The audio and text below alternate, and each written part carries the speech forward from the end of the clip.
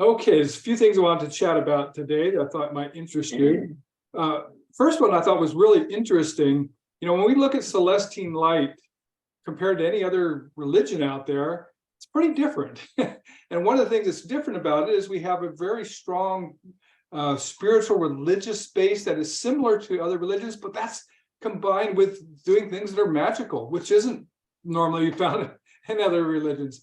And I was reading something just yesterday about ancient Egypt that I thought I'd just share. Just a one paragraph, but it seems like, wow, there's almost like they're describing Celestine light, but they're describing the way ancient Egypt was 3,000 years ago. And this is what they said. It said, magic and religion were not seen as separate, but as complementary and overlapping spheres of custom and practice.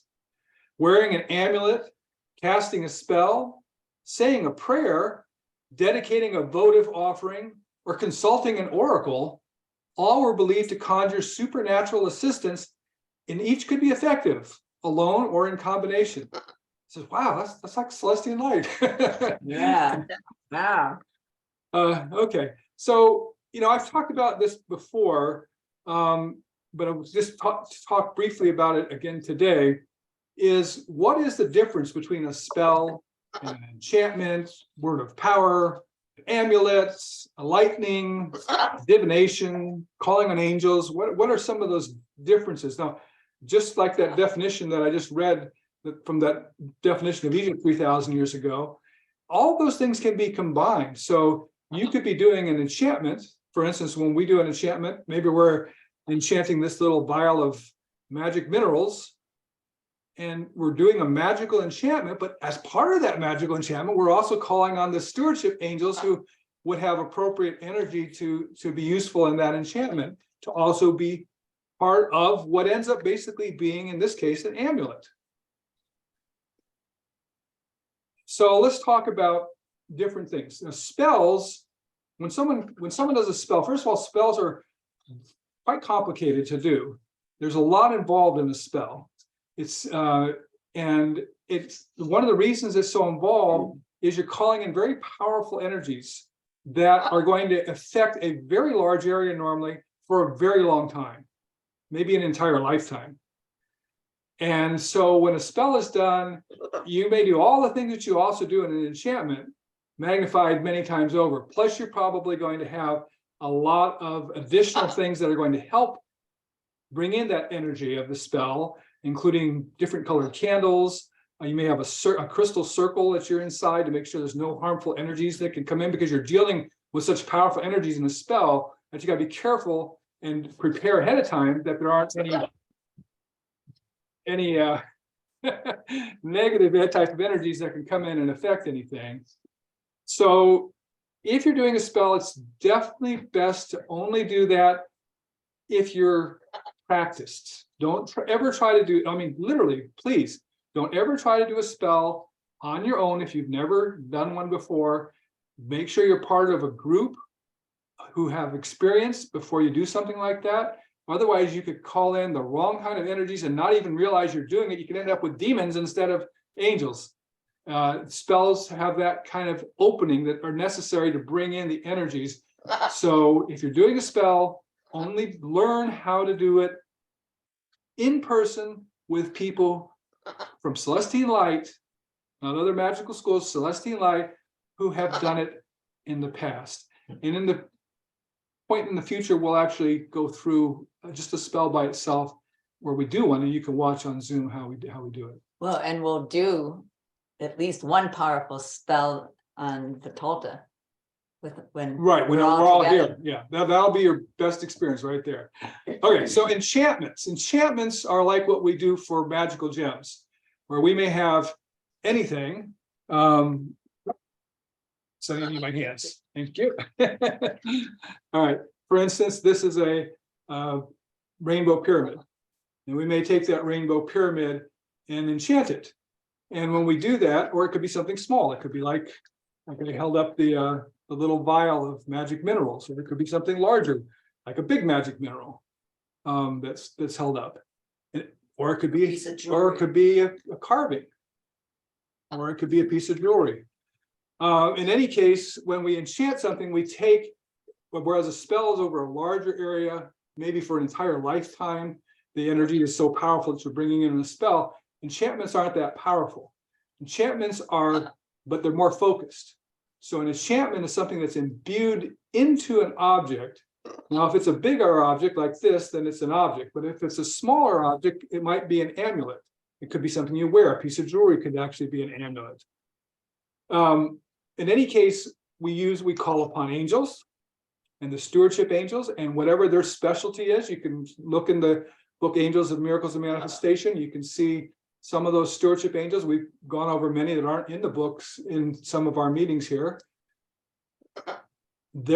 We ask them specifically to imbue their energy into the object that's being enchanted. We call upon words of power, and we bring those energies in, and we imbue them into that object or piece of jewelry or whatever it is that's being enchanted.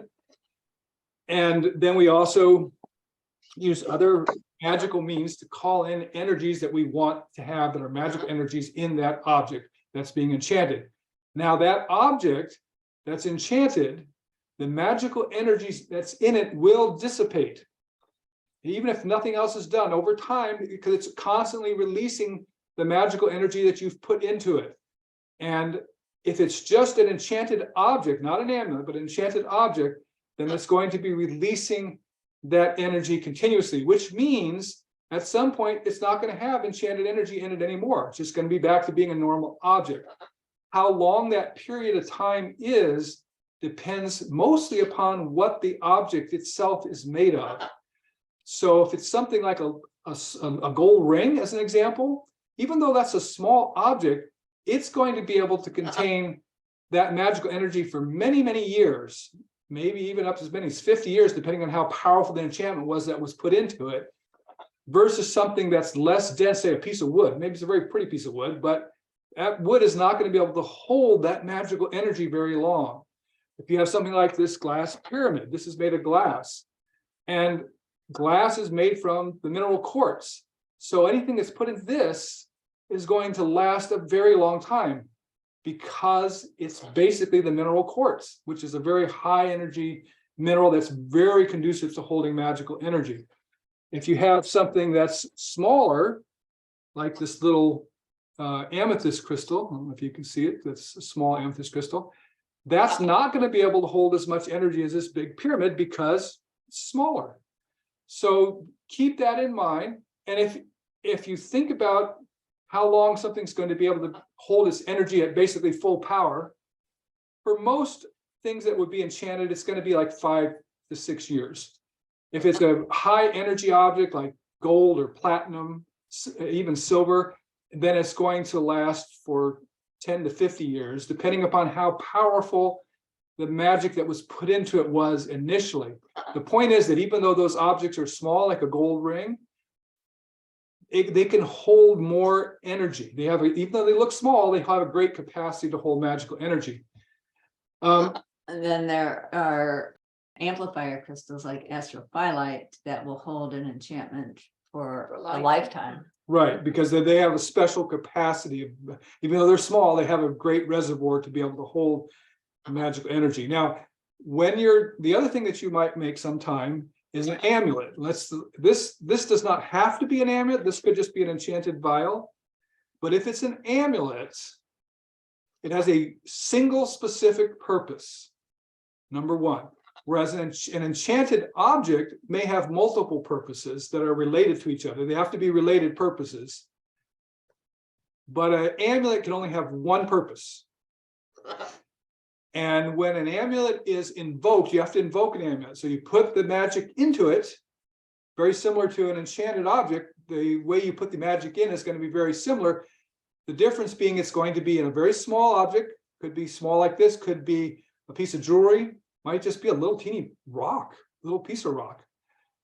Could be very small, could be the size of your thumbnail. But in any case, it has a single purpose. And most amulets can only be used once. The magical energy that's in them has one use. There are ways that you can make an amulet have multiple uses, but probably not more than 5 would be about the maximum times you'd be able to use an amulet before all the magical energy in it is used up.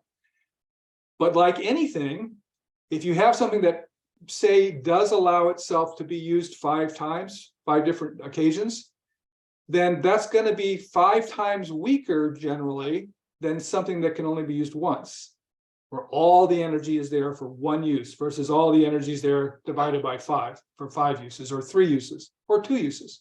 So that's something else to keep in mind. Now, when you invoke an amulet, how it's invoked is going to be dependent upon what was said during the magical process that imbued the magic into it. So an amulet may be invoked by just saying a single word, like abracadabra, boom, that invokes that particular amulet. Or it may be invoked, like in this case here, where you have a glass vial, maybe stepping on the glass vial and breaking it invokes the amulet. So there's multiple ways that an amulet can be invoked. It could be just a touch. Maybe you're wearing a piece of jewelry, and when you imbued that magic in there, the activating signal that you imbued was that if you touch the jewelry on both sides with your forefinger and your thumb and squeeze, that activates the amulet. That activates the use of the amulet. So for instance, let's say you had an amulet and you had imbued into it to make someone afraid of you. So you were wearing that as a piece of jewelry, and you're walking at midnight in a place you shouldn't be walking, and here comes 3 or 4 guys, and they obviously have bad intentions, and they're right up to you and you can't get away from them. So you would normally have a problem. But if you had an amulet that you were wearing or had access to that you could invoke, even whether it was with a word of power or a single word or touching it in some way that caused fear, then let's just say you had an amulet that you were wearing and you could squeeze on each side, and as you squeeze it, you didn't have to say anything. That invoked the amulet and it sent out a sense of fear. That all of a sudden those people who were getting ready to mug you say, well, I don't know if this is a good idea or not. Something doesn't feel right here, and they leave. So that's the power of amulet. Amulets can be very powerful. Okay, so words of power by themselves can also be used in a magical way. And I'm sure we've all had experience with that. We talked about Ishiliante, finding a lost or hidden object is great. Oh, we always use Ishiliante as a side note. We always use that for finding things that are lost. Where did we put those keys? Where did we put our cell phone? But you can also. We found them in some very strange places. That's a good thing we have. How did we ever think to put our phone there? But the other thing you can use Ishiliante for is to find something that's hidden. So if you're ever playing like hide and seek, or you're trying to find a hidden object, Ishiliante works good for that too. Finding gold. Finding gold. Really tested that much for that. Yeah. Calling upon angels. Angels are magic. Stewardship angels have these great powers, and just calling on angels by their stewardship brings in that magic energy. Call upon them 3 times so they know you're serious. You're not just, hey, angel of love, I need some love, please come to me. No, that's not going to work. You have to be serious. You have to be humble. You have to call on them 3 times so they know you're serious, and they'll be very happy, ecstatic to help you out, because when they help you, it helps them. They gain more soul energy every time they help somebody. So they love to be called upon. Don't hesitate. Don't think, well, I don't want to call an angel. No, of course you do. You're helping yourself, but you're helping them too. They love you to call on them. So please do. Okay, then we have what's called a lightning. A lightning can be an amulet. It can be a word of power. It can be an enchanted object. The difference between what makes any of those things just their normal self and what makes them a lightning is lightnings have one instant use that's extremely explosive in its power. So you might have, for instance, an object that you've enchanted or an amulet you've enchanted, but it's not a normal amulet. It's been specifically enchanted to be a lightning. which means that it doesn't just let out normal magical energy, it lets out explosive magical energy, like a lightning bolt.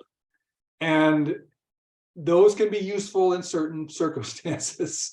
Well, give an example. Can you think of one? Well, the one where we mentioned with someone who with causing fear in people, that's a great lightning. So if you had an amulet, excuse me, that you had just enchanted to cause fear, it would be like a slow, pervasive thing that people will all of a sudden start feeling fearful, not understanding why. That would be a normal amulet of fear. But if you had an amulet that was a lightning amulet of fear, then it would be all of a sudden terrifying feeling people would have.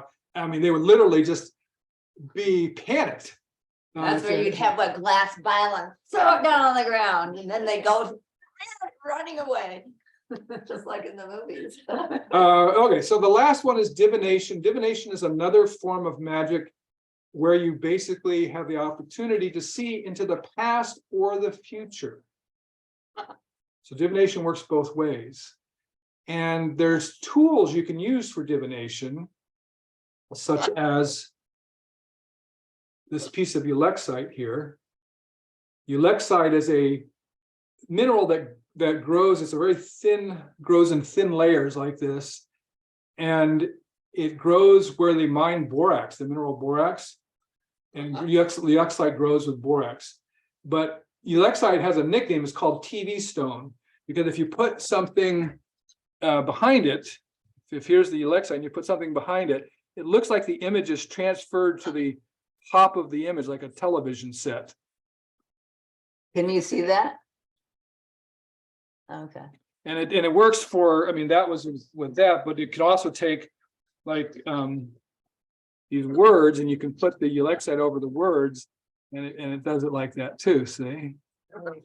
And it also works for pictures. So if you have, and that's when it works great for divination. So if you have something you're trying to, and especially you can, if this is enchanted, then it's the power to work in divination is multiplied 10 to 100 times, depending upon how powerful the enchantment was. But in any case, if you have, and you need to have a high quality piece of ulexite to do this. So there are low quality pieces, they'll have all kinds of imperfections inside the piece of ulexite. It's not really a big clear piece like this one is. Those aren't good, or they're cloudy. You need to have a piece that's very clear. See how clear this piece is? There's no inclusions of other minerals inside or anything like that. But this is great for divination. One of the best things. The other one is a quartz crystal ball, which you can use in the same way as ulexite. So a quartz crystal ball, small, even a small one, or a piece of ulexite. If you'll take a picture of what it is you're trying to divine, and you put it underneath it so that it's coming through the crystal ball or through the ulexite, and then go about your process of calling upon the angels of divination, calling on the words of power divination, and then just opening yourself up to seeing a vision of what it is you're trying to divine. It may be something in the past, like who committed that murder 10 years ago?